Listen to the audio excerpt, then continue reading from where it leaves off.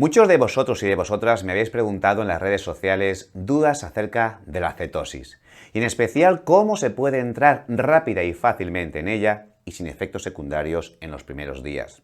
Por eso he decidido hacer un vídeo abordando todas estas explicaciones para que cuando os decidáis hacer cetosis uséis estas herramientas y además lo hagáis con suficiente margen de seguridad.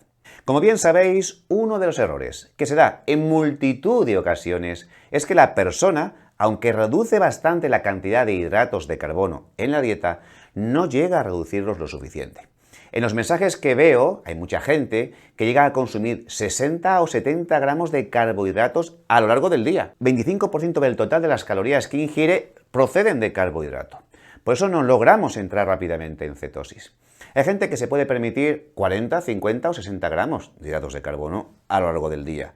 Pero estamos hablando de personas con una alta cantidad de masa muscular, con un metabolismo basal muy elevado o personas que están realizando bastante ejercicio y el gasto calórico a lo largo del día es lo suficientemente elevado como para permitirse esos carbohidratos.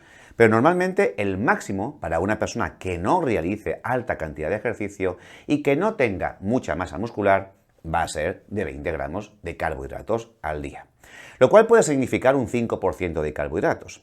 Usar un 5% de las calorías en forma de carbohidrato, en forma de verduras, de hortalizas, y en el caso de fruta, como mucho frutos rojos, como frambuesas o arándanos, cualquier otro tipo de fruta seguramente os aportaría la suficiente carga glucémica como para no entrar en cetosis, sobre todo los primeros días. El segundo macronutriente que tenéis que controlar es la proteína. Normalmente ya sabéis que una persona sedentaria o que hace una mínima actividad calórica debe consumir entre 1 o 1,2 gramos por kilo al día. Cualquier persona que esté acostumbrada a realizar ejercicios de hipertrofia o musculación o crossfit podéis llegar a 1,7 o a 2 gramos por kilo al día. Pero es muy importante que no os paséis de la cantidad de proteínas. Existen algunos tipos de dietas cetogénicas, como la dieta Dukan, como la dieta Atkins, sobre todo la que salió en los años 60, donde se ingerían cantidades ingentes de proteína.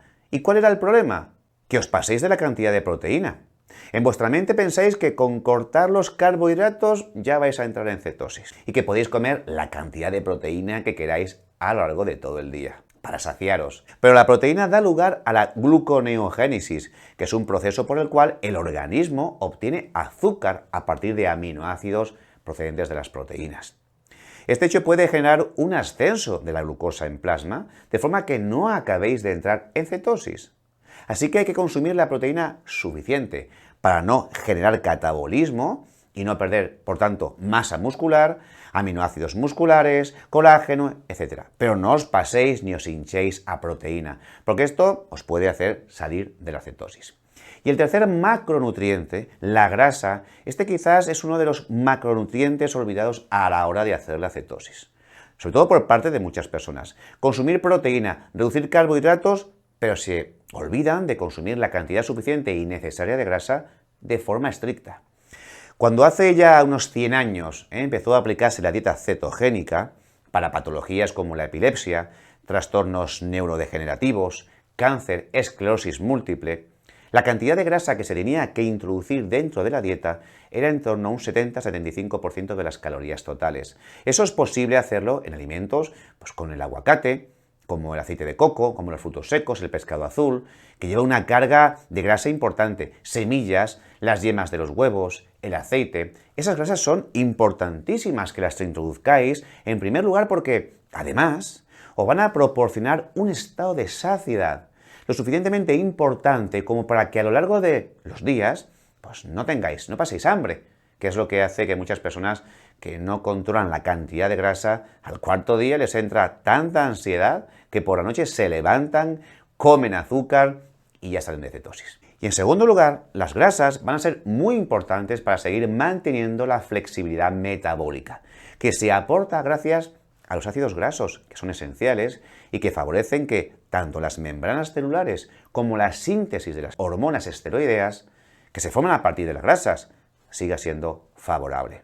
Un segundo aspecto que podéis tener en cuenta a la hora de entrar en una cetosis es intentar favorecer la sensibilidad a la insulina. Esto incluso lo podéis hacer días previos a la cetosis. Imaginad que el lunes os levantáis y vais a empezar vuestro proceso cetogénico, reduciendo los carbohidratos, aumentando las grasas. Desde una semana antes podríais introducir herramientas o principios activos que vayan dirigidos a mejorar la sensibilidad a la insulina. En este sentido disponemos de la berberina, que podéis introducir 1 gramo por la mañana y 1 gramo por la noche, el ácido alfa-lipoico entre 600 y 800 miligramos al día, podéis introducir omega 3, principalmente DHA, entre 1 y 2 gramos al día, o si sois diabéticos tipo 2 o estáis diagnosticados de resistencia a la insulina y estáis tomando metmorfina, podríais llegar de 1700 a 2000 miligramos a lo largo del día. Y estas herramientas que favorecen la sensibilidad a la insulina nos van a permitir que baje más rápidamente la glucemia, la insulina. Estará baja en esos primeros días, en los cuales estáis haciendo la dieta cetogénica, facilitando que entréis más rápidamente en cetosis. Por otro lado, todo lo que favorezca la sensibilidad a la insulina y, por tanto, a la flexibilidad metabólica, va a favorecer un mejor funcionamiento de las mitocondrias, que son esos orgánulos que tenemos a nivel celular que nos van a favorecer la oxidación de todos esos ácidos grasos, que van a ir saliendo desde los triglicéridos de la luz en nuestros adipocitos. Por tanto, si mejoramos la sensibilidad a la insulina y la actividad mitocondrial, entraremos mejor en la cetosis y la cetosis va a funcionar mucho mejor.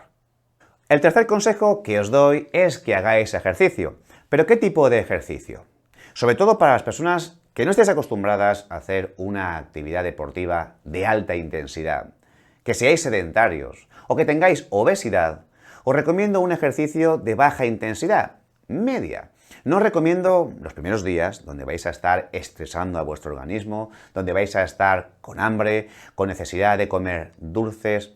No os recomiendo un ejercicio muscular intenso o funcional de intensidad que hagáis como el CrossFit, sino que os recomiendo que, por ejemplo, os levantéis en ayunas y andéis unos 30-40 minutos de ejercicio de mínima intensidad o corriendo con algún trote o algún sprint. Pero suficiente ejercicio durante 30-40 minutos que nos permita ir vaciando los niveles de glucógeno de una forma sostenida para que en 2 o 3 días favorezcamos y precipitemos ese vaciado de glucógeno y, por tanto, además, también el agua que suele existir alrededor de todo el glucógeno. Y de esta forma, esta herramienta del ejercicio de baja en media intensidad también nos va a favorecer entrar más rápidamente en cetosis. Otro consejo que te voy a dar, el ayuno intermitente. Ya sabes que el ayuno intermitente ha demostrado mejorar, principalmente en los diabéticos de tipo 2, los niveles de glucemia y de insulina en ayunas. De forma que si permites esas 14-16 horas desde la última ingesta de un día hasta la primera ingesta al día siguiente, si a esto incluso le sumas que hemos hecho ejercicio del que te acabo de hablar, de intensidad media, en ayunas, al levantarte, vamos a favorecer que los niveles de glucemia y de insulina sean más rápidamente reducidos y, por tanto, ese proceso de entrar en cetosis sea muchísimo más favorable. Y el último consejo que te doy, y es muy importante, es que si un lunes, un determinado día, empiezas en cetosis, que no te estreses durante los primeros días. Si no tienes que hacer ejercicio, o el ejercicio que tengas que hacer es solo de baja o media intensidad, no te preocupes. Simplemente, por no introducir esa cantidad de hidratos de carbono que normalmente tú consumías, ya el glucógeno va a ir bajando y va a ir bajando la cantidad de glucemia en sangre, de insulina. Y vamos a ir acelerando el metabolismo. Y el organismo va a ir poco a poco activando esas rutas metabólicas destinadas a oxidar la grasa acumulada en los adipocitos, en la grasa visceral. No te estreses, no intentes hacerlo todo el primer día. Ayuno intermitente, ejercicio por la mañana, por la tarde, pesas y encima la cetosis. Y sobre todo, intenta descansar y dormir. El cortisol, las hormonas del estrés, nos producen gluconeogénesis. La gluconeogénesis es ese proceso por el cual el organismo, ante el estrés, eleva la glucosa en plasma desde la grasa. El gran problema es que además eleva la glucosa en plasma desde los aminoácidos musculares y eso no nos interesa absolutamente nada. Nos interesa que el proceso sea pausado, que el proceso no sea estresante y por tanto, si esos días, que además te va a bajar la tensión arterial, vas a tener quizás cierta hipoglucemia y más si estás tomando algún sensibilizador a la insulina, si estás cansado, permítete dormir 8, 9, 10 horas, aunque la semana de antes estuvieses durmiendo 5 o 6 horas. Permítete descansar, no te estreses, y eso nos va a favorecer que los niveles de cortisol y otras hormonas del estrés, como la prolactina, estén balanceadas.